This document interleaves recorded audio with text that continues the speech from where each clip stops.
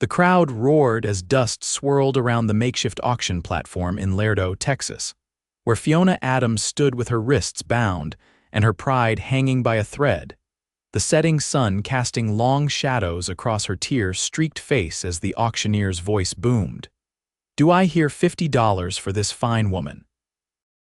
It was 1875, and Fiona had never imagined her life would come to this. 6 months ago, she had been the daughter of a prosperous Boston merchant, engaged to a respectable banker and looking forward to a comfortable future. Now she was merchandise, brought west by a swindler who had promised her father he would escort her to her fiancé in San Francisco after her father fell ill. Instead, he had stolen her dowry, her belongings, and now sought to sell her to recoup gambling debts. $50. Shouted a red-faced man with yellowed teeth and breath that reeked of whiskey even from 10 feet away. 60, called another, a cattle baron whose reputation for cruelty toward his workers was well known throughout the territory. Fiona closed her eyes, trying to steady her breathing. She had heard stories of women sold into servitude or worse in these lawless frontier towns. Her chestnut hair blew across her face as she fought to maintain what little dignity she had left. $100. The voice came from the back of the crowd. The auctioneer's eyes widened. 100 from Mr. Dalton. Fiona's gaze followed the direction of the auctioneer's finger to a short, portly man with small, calculating eyes. He owned the saloon and several of the girls who worked upstairs. She felt bile rise in her throat. 150, called another voice.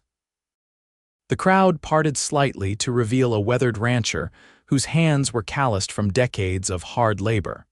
The bidding continued, rising steadily as Fiona stood immobile, trying to detach herself from what was happening. She had tried to escape twice during the journey to Texas, but her captor had caught her both times, the second attempt earning her the rope burns that still marked her wrists beneath the current bindings. $300. The new bid silenced the crowd momentarily. Fiona looked up to see a tall man with broad shoulders pushing his way to the front. He wore a black hat pulled low, casting a shadow over his face, but she could make out a strong jaw covered with several days' worth of stubble. His duster was coated with the dust of the trail and his spurs jangled with each deliberate step.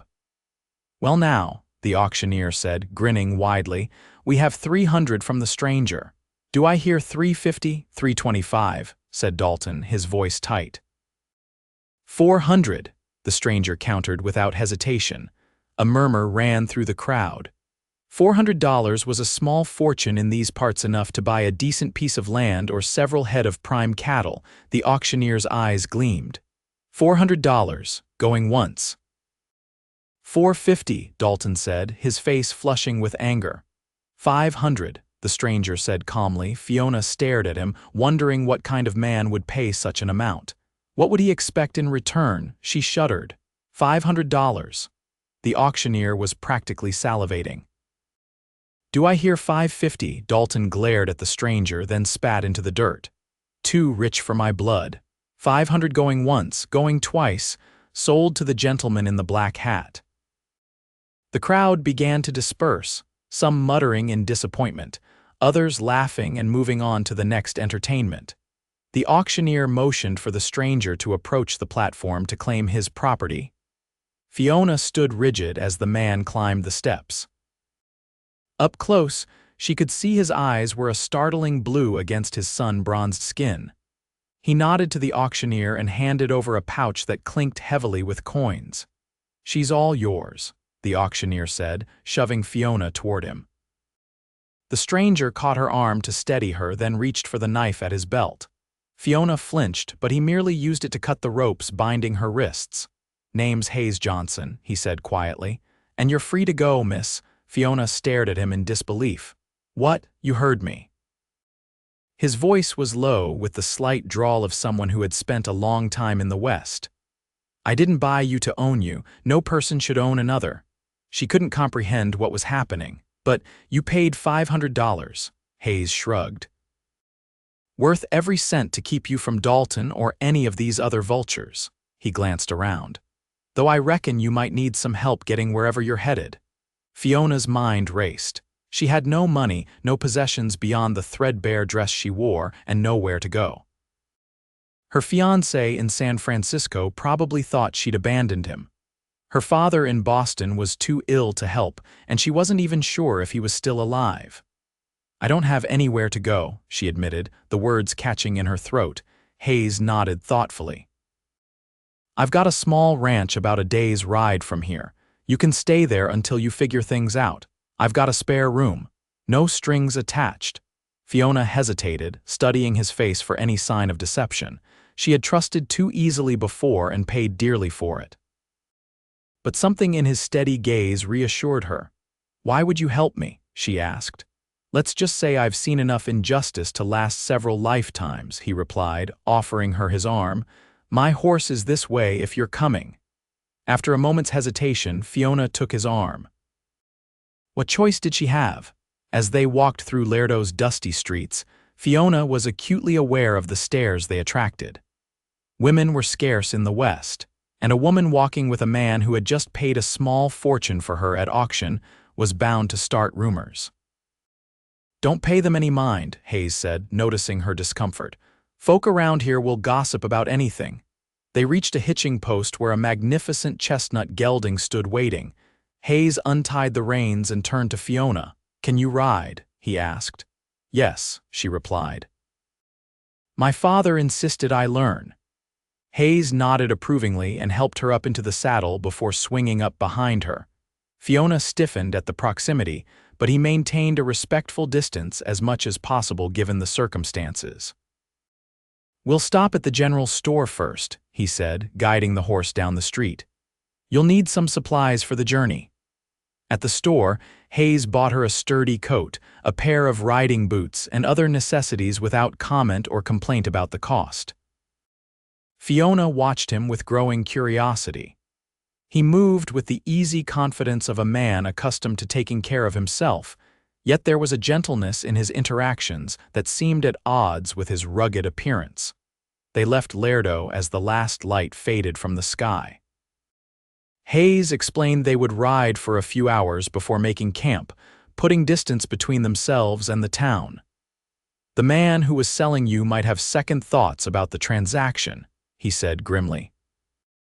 They rode in silence for a time, the rhythmic sound of hoofbeats and the occasional call of a night bird the only sounds in the vast Texas landscape.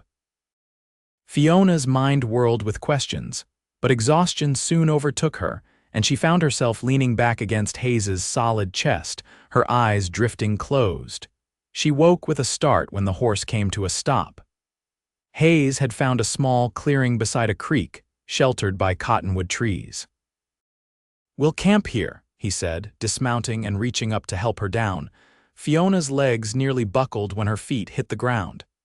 Hayes steadied her with a strong hand, then quickly released her once she was stable. "Sorry," she murmured, embarrassed by her weakness. "Nothing to be sorry for," he replied, already setting about making camp with practiced efficiency. He gathered wood for a small fire, laid out bedrolls on opposite sides of it, and produced jerky and hardtack from his saddlebags. "It's not much," he said, offering her a share, "but it'll keep body and soul together until we reach the ranch tomorrow." Fiona accepted the food gratefully. As they ate, she studied him in the firelight, noting the small scar that ran along his jawline and the way his eyes seemed to constantly scan their surroundings, alert to any potential danger. "Mr. Johnson," she began. "Hayes," he corrected. "Hayes," she amended. "I still don't understand why you did what you did." He was silent for a long moment, poking at the fire with a stick. "My mother was sold when I was a boy," he finally said. "In Georgia before the war, I was sold to a different master, never saw her again." Fiona's heart constricted. "You were a slave," he nodded once. "Till I was 16, ran away, fought for the Union when the war came, made my way west after." He looked up at her. "So when I see someone being sold against their will, I can't just stand by, not if I can stop it." "I'm so sorry," Fiona said, truly meaning it. "Don't be, it was a long time ago." He set the stick down. "You should get some sleep. We've got a long ride tomorrow. Fiona nodded, settling onto the bedroll he had provided, but sleep was elusive. She kept replaying the events of the day, marveling at the turn her fortune had taken. From the depths of despair to... Well, she wasn't sure what her situation was now, but it was certainly better than it had been. She watched Hayes across the fire. He had removed his hat, revealing thick, dark hair that curled slightly at the ends. He seemed lost in thought, his gaze fixed on the flames.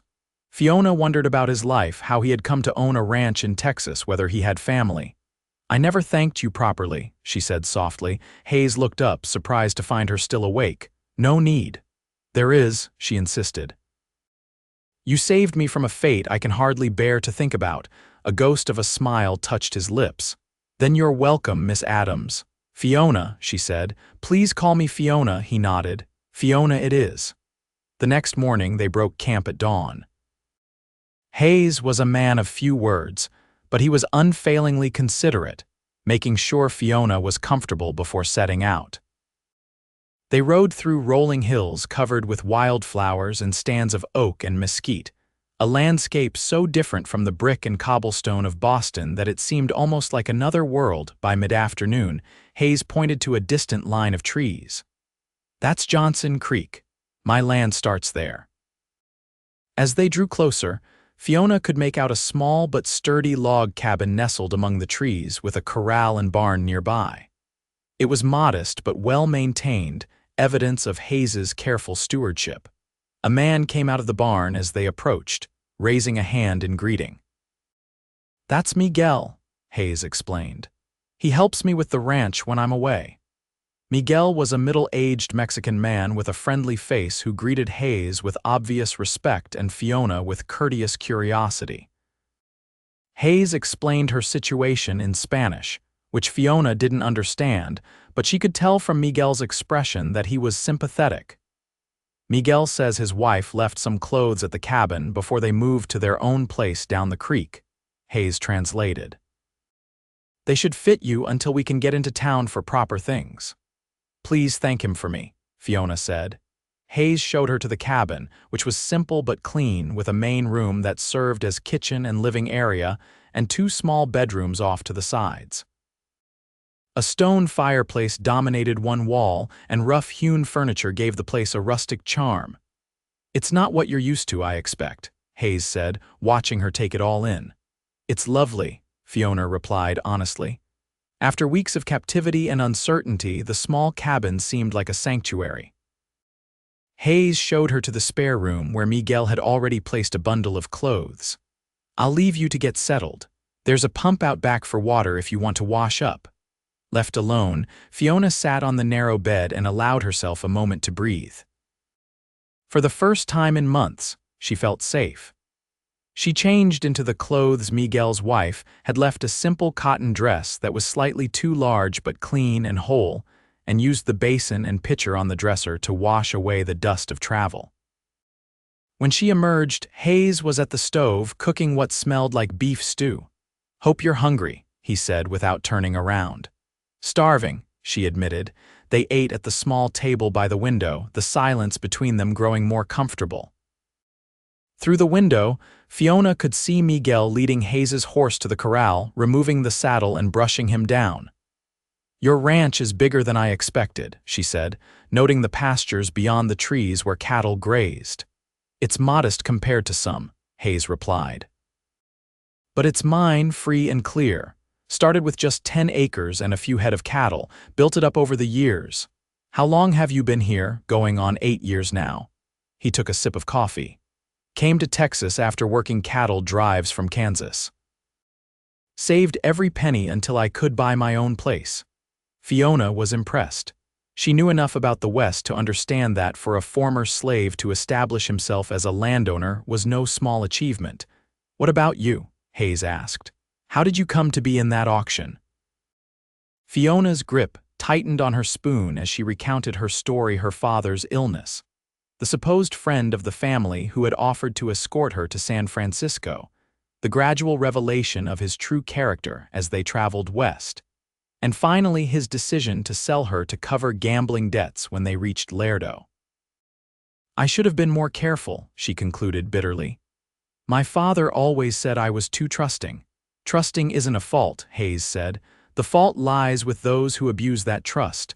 Fiona looked up at him, struck by the quiet conviction in his voice. Not many would see it that way. I'm not many, he replied simply. Over the next few days, Fiona found herself falling into the rhythm of life at the ranch. Hayes was gone much of the day, working with Miguel and the small crew of men who helped manage the cattle. Fiona took it upon herself to keep the cabin clean and prepare meals, wanting to contribute something in return for his generosity. She learned that Hayes was respected in the area, known for his fair dealings and willingness to help neighbors in need. The men who worked for him spoke of him with genuine regard, not just the deference that might be expected from employees to employer. At the end of her first week, Hayes asked if she would like to go into town to purchase some supplies and whatever personal items she might need. I'd appreciate that, she said. I've been making do with Miguel's wife's clothes, but they don't quite fit, Hayes finished for her, a rare smile lighting his features. The ride to the small town of Rio Seco took most of the morning. Unlike Lerdo, it was a quiet community of farmers and ranchers, with a general store, a small church, and a handful of other businesses lining its single street. The proprietor of the general store greeted Hayes warmly, then looked at Fiona with open curiosity. Frank, this is Miss Fiona Adams, Hayes said. She'll be staying at the ranch for a while. Miss Adams, Frank Porter. Pleasure to meet you, Miss Adams, Frank said, tipping his hat. Any friend of Hayes is welcome here. As Fiona selected fabric, ready-made garments, and personal necessities, she was aware of Frank's wife watching her with keen interest from behind the counter. News of a single woman staying at Hayes Johnson's ranch would spread through Rio Seco like wildfire, she realized. Don't mind Martha, Hayes murmured as they left the store, packages in hand. She's the town's chief source of news. I imagine our arrangement seems unusual, Fiona replied carefully. Hayes shrugged. Folk can think what they like, I know the truth, and so do you. They had lunch at the small cafe next to the store, where Hayes introduced her to more of the townspeople who came in. Everyone was polite, though Fiona could sense their burning curiosity beneath the courteous questions about her background and how she had come to Texas. On the ride back to the ranch, Fiona found herself studying Hayes's profile against the setting sun. Over the past week, she had come to appreciate not just his generosity, but his quiet integrity and the gentle consideration he showed her, without making her feel like a charity case. What will you do? He asked suddenly, breaking into her thoughts. Now that you've had some time to consider your options, Fiona had been pondering this question herself. I'm not sure, she admitted.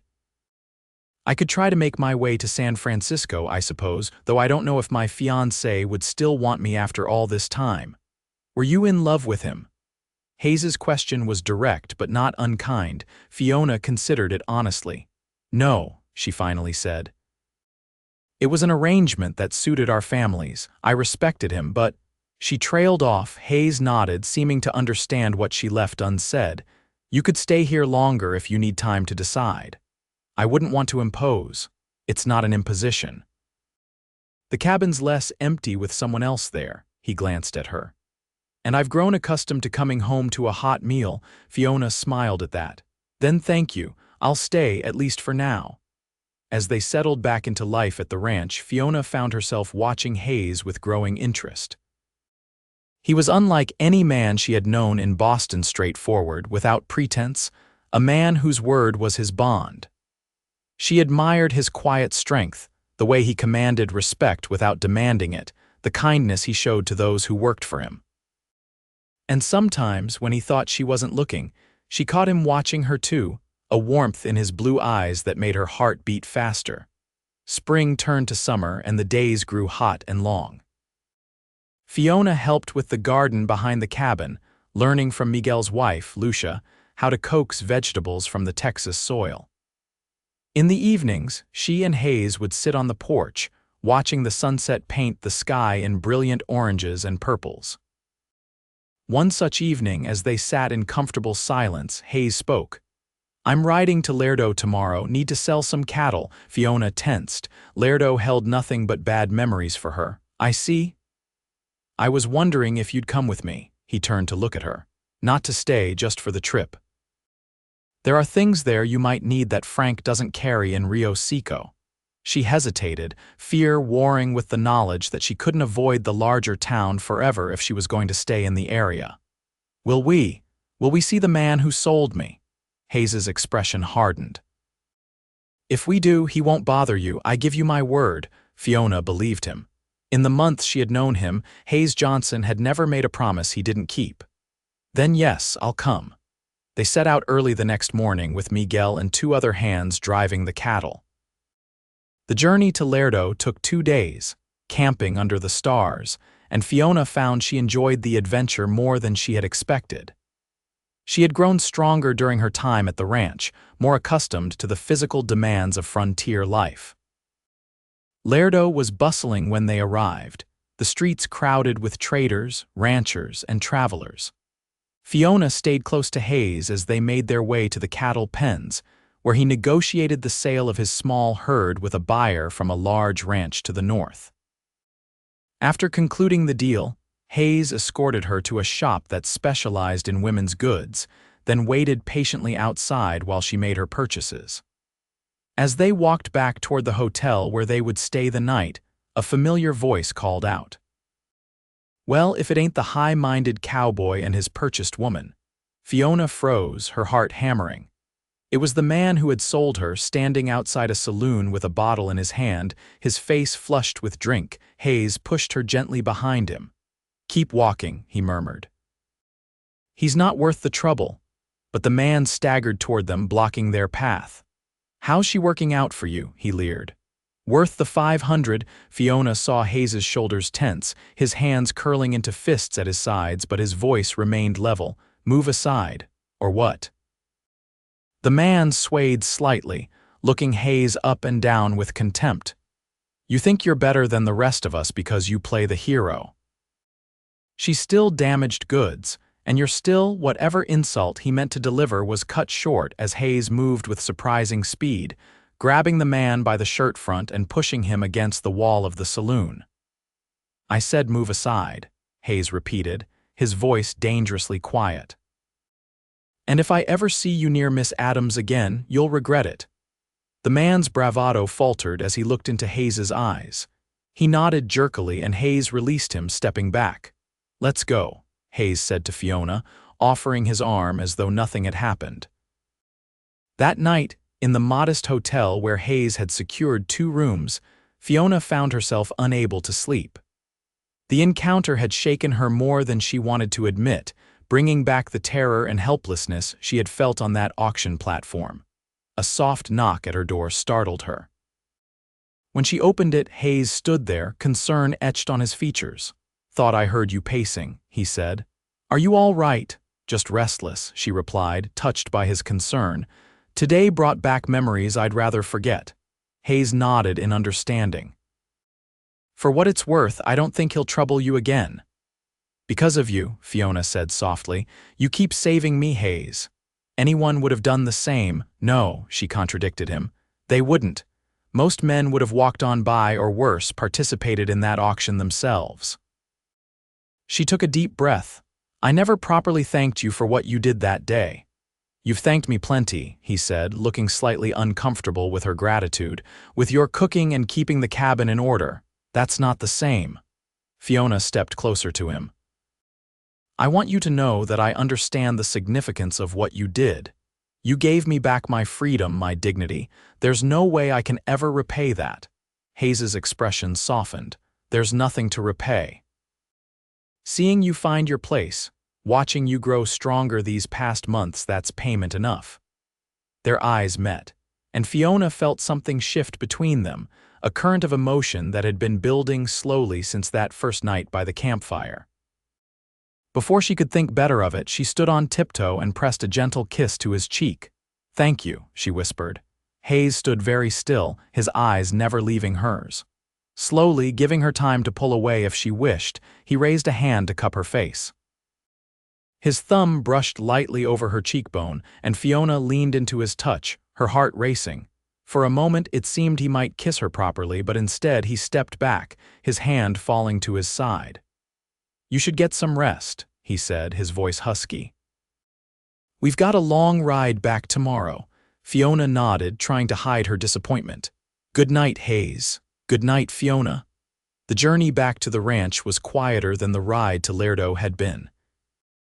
Hayes seemed lost in thought, and Fiona was preoccupied with her own feelings, the undeniable attraction she felt toward him, the uncertainty about whether he returned those feelings or merely saw her as someone he had rescued. They arrived home late in the evening, both tired from the long ride.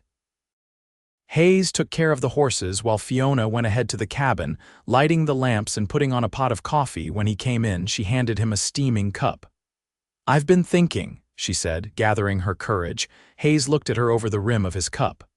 About what I want to do with my life." She took a deep breath. "I want to stay here in Texas, not just temporarily, but permanently." His expression remained carefully neutral. "I see, you've taken a liking to the territory then." "To the territory," she agreed, "and to the people." She met his gaze directly, one person in particular. Hayes set his cup down slowly. "Fiona." "I know what you're going to say," she interrupted. "That you rescued me, that I feel obligated to you, that I'm confusing gratitude with other feelings." "The thought had occurred to me," he admitted. "It's not true." Fiona moved closer to him. "Yes, I'm grateful, I always will be, but what I feel for you goes beyond gratitude, Hayes. I admire your strength, your integrity, the way you treat others. I enjoy your company. When I think about my future, I want it to include you." Hayes stood very still, his expression unreadable.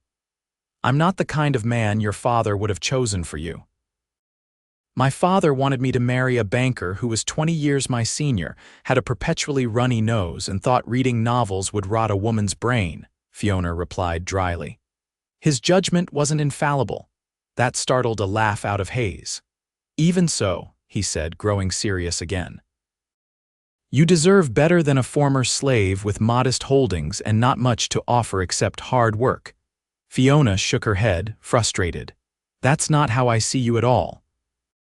You're the man who risked everything to flee slavery, who fought for the Union, who built something out of nothing through determination and honesty.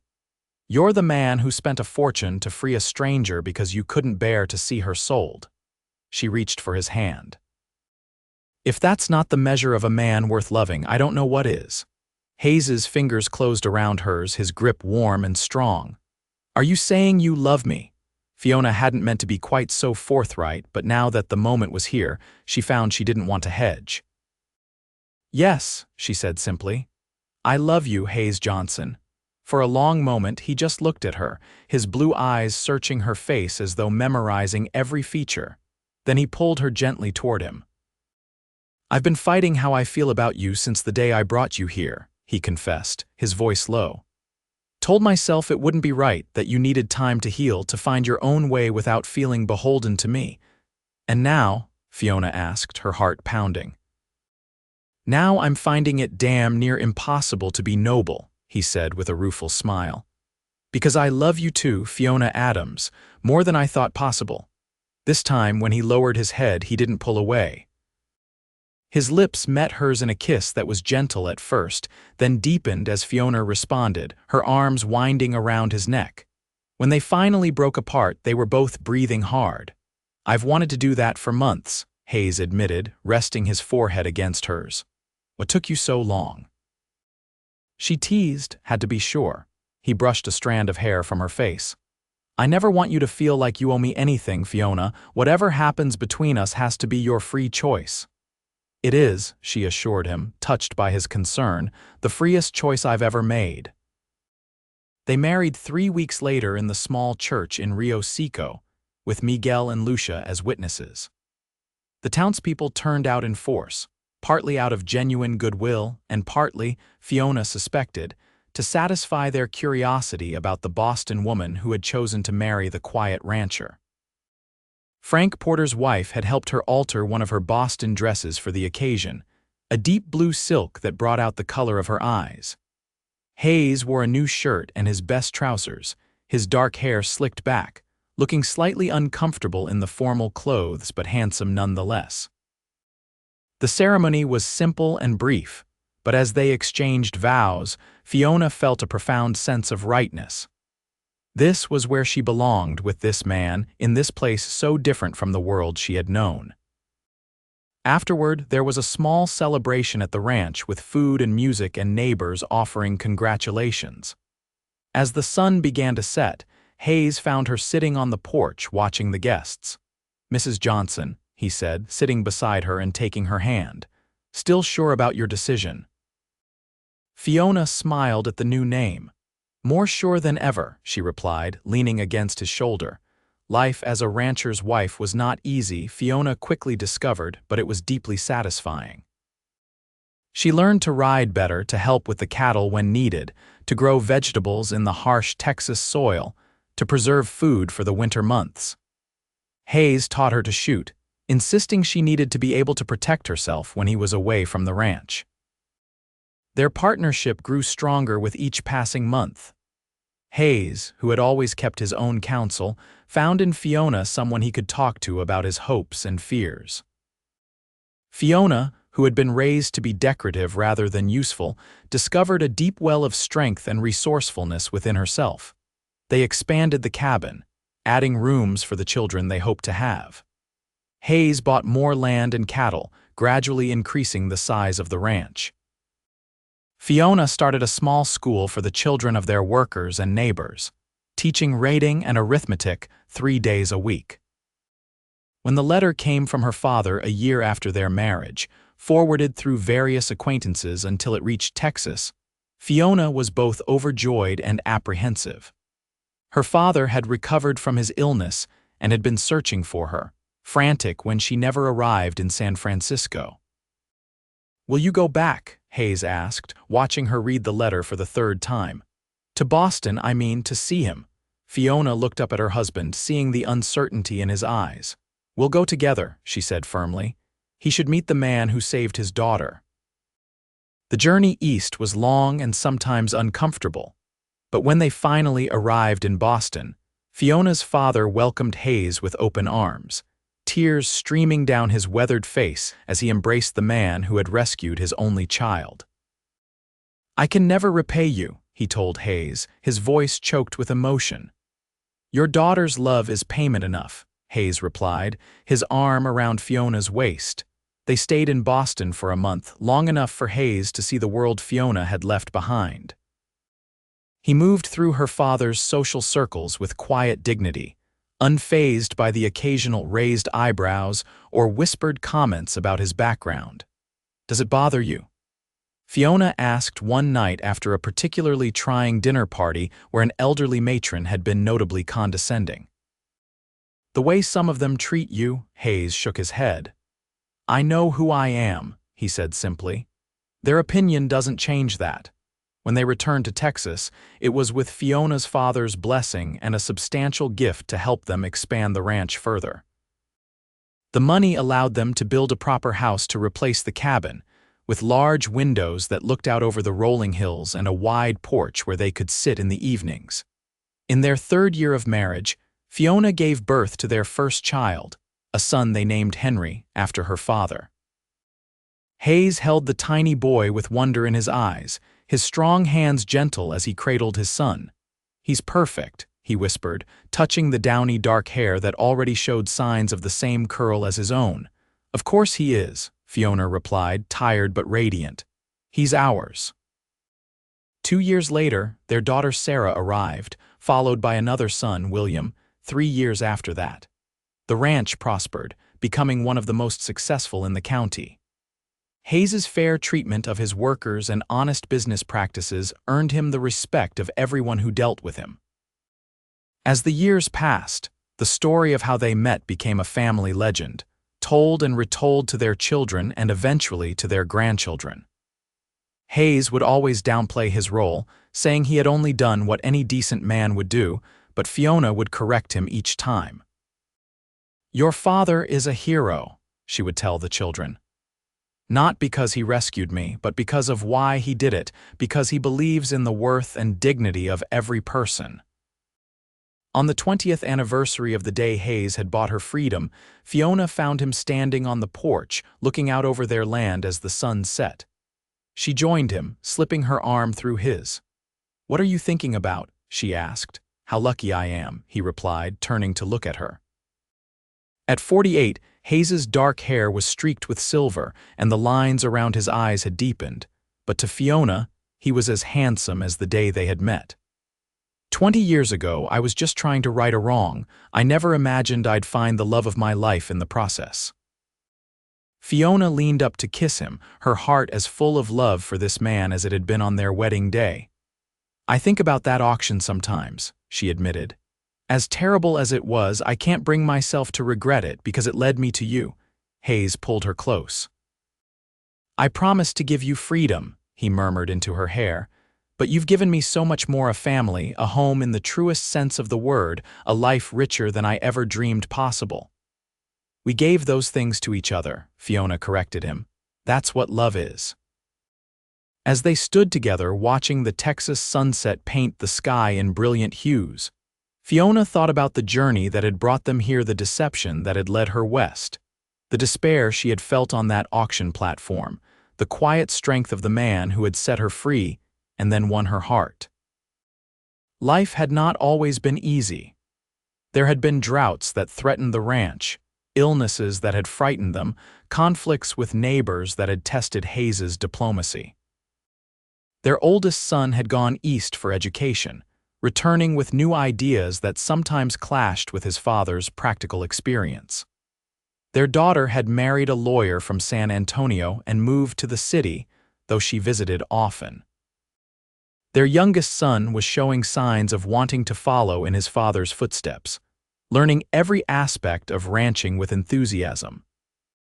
Through it all, the bond between Hayes and Fiona had only strengthened, deepened by shared joys and sorrows, by the children they had raised, by the life they had built together out of what had begun as an act of compassion and justice. "Do you ever wonder what would have happened if you hadn't been in Lerdo that day?" Fiona asked. Hayes considered the question seriously, as he did everything. "I believe some things are meant to be," he finally said. "If not that day, we would have found each other some other way." Fiona smiled at his certainty.